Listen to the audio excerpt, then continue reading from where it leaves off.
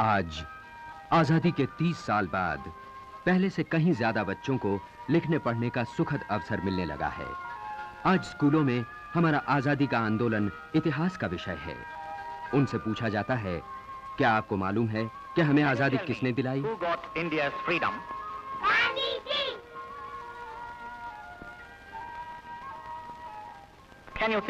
इस जाने माने नाम के सिवा और कोई नाम आप जानते हैं जो हमारी आजादी से संबद्ध हों? वल्लभभाई पटेल, राजा जी, नेताजी सुभाष चंद्र बोस, बाल गंगाधर तिलक, कामराज, भगत सिंह, जयप्रकाश नारायण, मौलाना आजाद। बिल्कुल सच कहा। आजादी की लड़ाई के ये प्रमुख सेनानी रहे। लेकिन ऐसे और भी कई नेता हैं जिन्होंने आजादी के जंग में अपनी जान की बाजी लगा दी, पर हम उनके नाम तक नहीं जानते। हजारों ने अपनी जान की कुर्बानी दे दी ताकि आने वाली पीढ़ियां आजाद देश में सांसें भर सकें। आजादी के इन योद्धाओं के रास्ते चाहे अलग अलग रहे हों, उनका लक्ष्य एक ही था, भारत को आजाद करना। सब में वही हिम्मत थी, वही लगन और वही त्याग की भावना। जो चले गए उनका शुक्रिया अदा तो हम कैसे करें, पर कुछ आज भी हमारे बीच हैं, उनका सम्मान हम जरूर कर सकते हैं।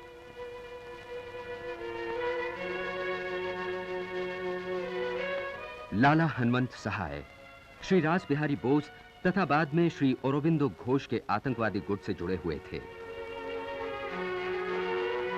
1914 के हार्डिंज बॉम्ब केस में महत्वपूर्ण भूमिका निभाई हनुमंत सहाय ने। पूर्व गांधी युग के इस स्वतंत्र वीर का जन्म हुआ 1880 में। लगभग 70 साल पहले इन्होंने आजादी के आंदोलन में हिस्सा लिया और हमारे सबसे पुराने नेताओं में इनकी गिनती होती है। आज श्री सहाय का दिल्ली में भरा पूरा परिवार है।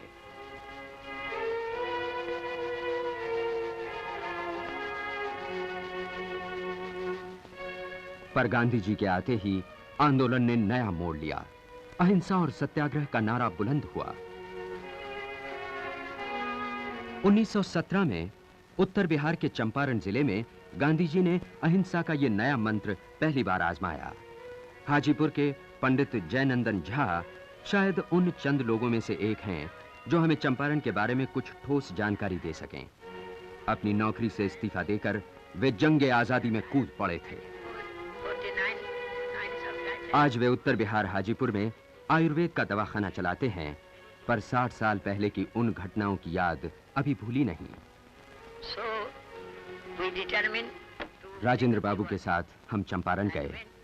रात 11 बजे एक सभा में हमने ये तय किया कि ब्रिटिश सरकार तथा कोटिया साहब के खिलाफ जोरों से लड़ाई शुरू कर दी जाए। कुछ समय बाद गांधी जी को बिहार से निकाल दिया गया।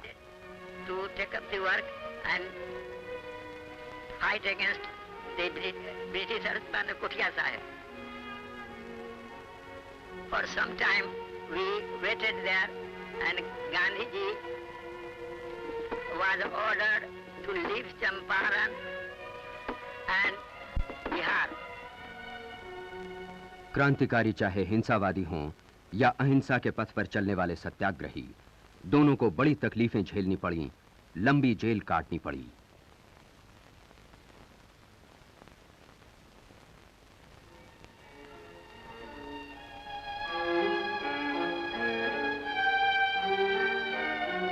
(1919) अमृतसर में जलियांवाला बाग का बीभत्स कांड। जालिम डायर के बंदूकधारियों की गोलियों से 400 वीर शहीद हुए। आंदोलन ने एक नया मोड़ लिया।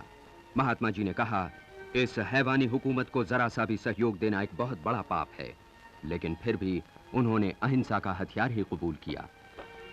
शांताराम वकील ने वही गांधीवाद अपनाया। 1923 में नाभा में उन्होंने अपनी पहली जेल यात्रा की और तब से 25 साल तक देश के किसी न किसी जेल खाने को आबाद करते रहे। आज बुढ़ापे में अपनी रोटी आप पकाते हैं, भटिंडा में अकेले रहते हैं। जवानी तो सारी जेल खानों में बीती। शादी करके घर बसाने का वक्त ही कहां था। सिर्फ एक लगन थी, देश को आजाद करने की।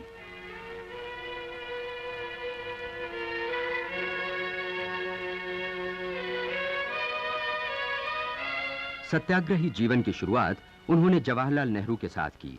अपने जोशीले भाषणों से नाभा के राजा के खिलाफ जनता में आग फैलाई। पुलिस की लाठियां शांताराम ने चुपचाप सही, एक सच्चे गांधीवादी की तरह।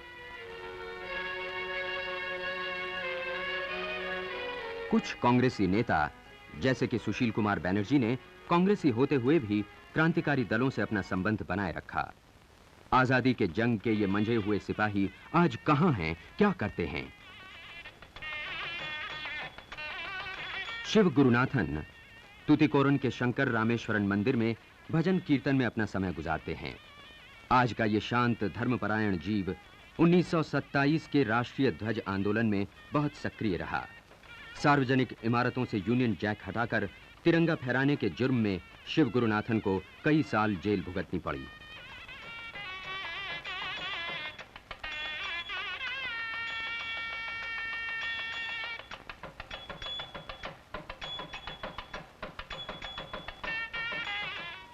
उन्नीस 1930 में गांधी जी ने सत्याग्रह का सबसे महत्वपूर्ण दौर शुरू किया।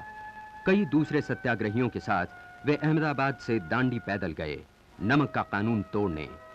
इस यात्रा से प्रेरित होकर हजारों देशवासी भारत के समुद्र तट की ओर चल पड़े। ब्रिटिश राज का जबरदस्त विरोध इस प्रतीकात्मक तरीके से किया गया।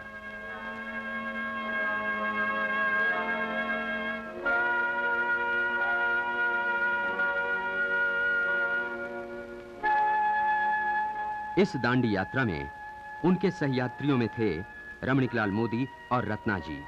आज भी वे साबरमती आश्रम में गांधी जी के अहिंसावादी आदर्शों का प्रचार कर रहे हैं, छुआछूत को मिटाने में लगे हुए हैं।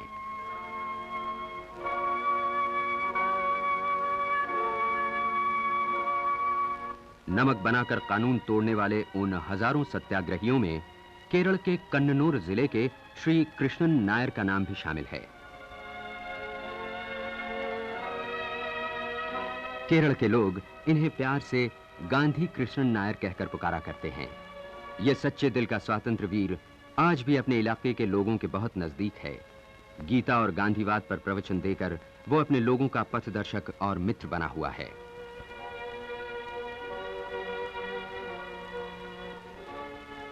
यह सोचना गलत है कि सत्याग्रह सिर्फ तटवर्ती इलाके तक ही सीमित था।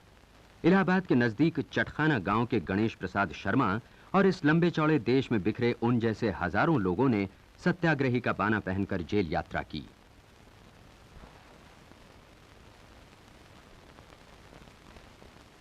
कोलार के मारीमुत्तु चेट्टियार को इतनी बार जेल हुई कि उन्हें राज्य से निकाला गया और तब से वे धर्मपुरी में डॉक्टरी कर रहे हैं।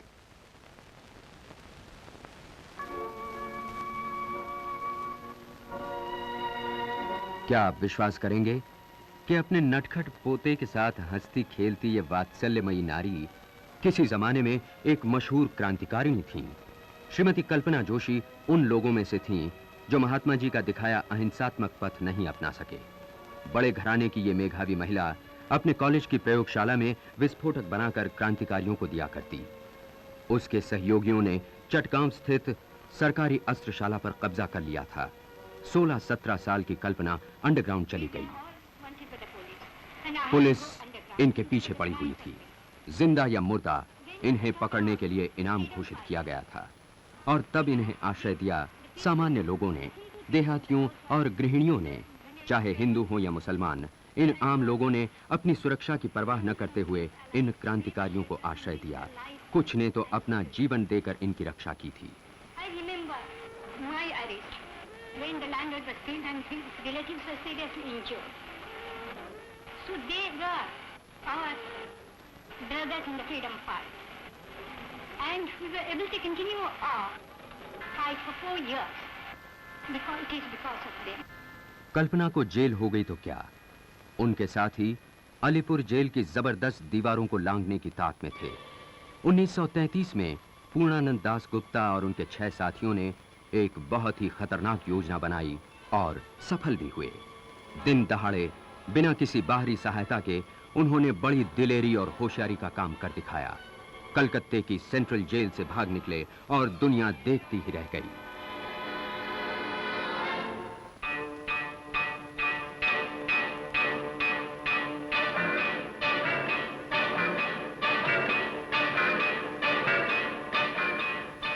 लेकिन कुछ ही महीनों के अंदर एक बलवे का आयोजन करते हुए वे पकड़े गए और इन्हें 40 साल का सख्त कारावास हुआ। आजादी की अगली शाम तक वे जेल में रहे। दूसरा विश्व युद्ध शुरू हुआ तो भारतीय नेताओं के सामने एक और समस्या खड़ी हुई। जहां तक विश्व युद्ध का सवाल था, भारत अंग्रेजों के पक्ष में था, लेकिन एक गुलाम देश अपने ऊपर हुकूमत चलाने वालों की आजादी के लिए क्यों कर लड़े? भारत को फौरन आजादी मिले ये मांग जब पूरी नहीं हुई, तब 1942 में महात्मा गांधी के नेतृत्व में एक जोरदार आंदोलन शुरू किया गया। सरकार ने दमन की नीति अपनाई, कांग्रेस पर प्रतिबंध लगाया गया, सारे नेताओं को हिरासत में लिया गया, बहुत खून खराबा हुआ। अगस्त 1942 से आंदोलन ने जो जोर पकड़ा तो देश भर के स्वतंत्र सैनिक एक झंडे तले इकट्ठा हो गए।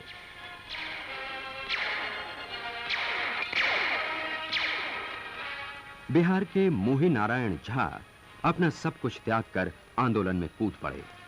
आंदोलन की दिल हिला देने वाली घटनाओं को याद करते हुए उन्हें उस खौफनाक दिन की याद आ गई जब पटना सचिवालय के बाहर उनके 7 सहयोगियों की हत्या कर दी गई थी।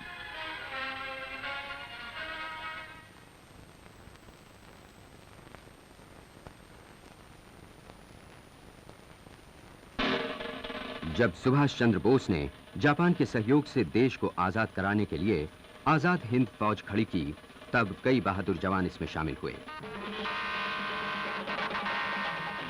बर्मा से होती हुई यह फौज मणिपुर के रास्ते भारत आई। मणिपुर के कई नौजवानों को आजाद हिंद फौज में शामिल होने की प्रेरणा मिली।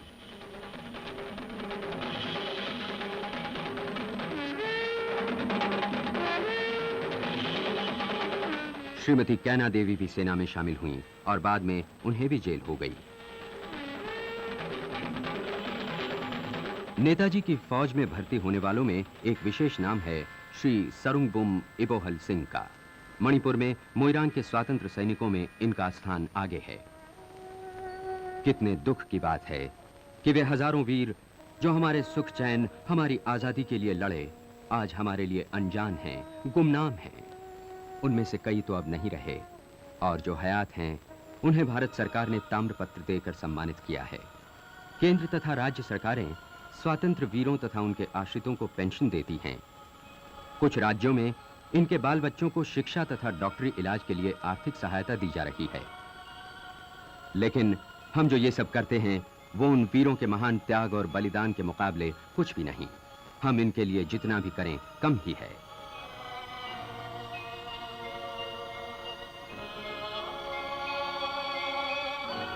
न जाने देश के किस कोने में, किस गांव कस्बे में ये बिखरे पड़े हैं। आज इतिहास ने इनकी और इनकी जिम्मेदारी हम पर सौंपी है। गांधी चेट्टियार और अरुमुगम चेट्टियार, तुतिकोरिन के 2 स्वतंत्र सैनिक, जेलें काटी, लाठियां खाईं, लेकिन आज बुढ़ापे में भी इन्हें आराम नहीं। ठेला गाड़ी चलाकर गुजारा करते हैं। क्या इनके प्रति हमारी कोई जिम्मेदारी नहीं?